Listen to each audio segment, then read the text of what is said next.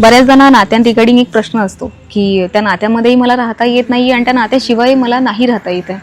तर त्यावर मला इतकाच सिम्पली रिप्लाय करायचा आहे की ज्या नात्यामध्ये तुमची काही ग्रोथ होत नसेल, ज्या नात्यामध्ये तुमचं सेल्फ रिस्पेक्ट पूर्ण तुम्ही जर गमावलेलं असेल, तर विचार केला पाहिजे. कारण की सेल्फ रिस्पेक्टपेक्षा कोणतंच नातं किंवा कोणी पर्सन इम्पॉर्टंट नसावं.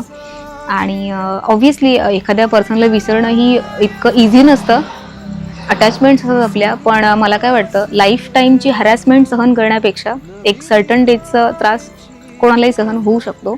अँड ना एक मेंटल अँड फिजिकल आपण जर डॅमेज होऊन गेलो आहे, आपण आपली मेंटल अँड फिजिकल कंडिशन जर आपली अनस्टेबल झाली असेल जस्ट बिकॉज त्या नात्यामुळे, तर विचार केला पाहिजे आपण त्या नात्या रिगार्डिंग की आपण या नात्यामध्ये आणखीन किती गुंतलं पाहिजे.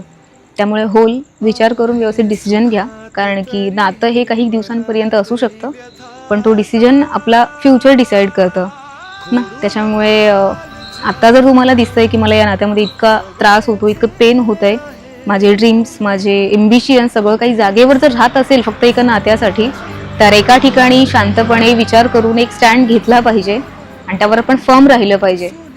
सिंपल.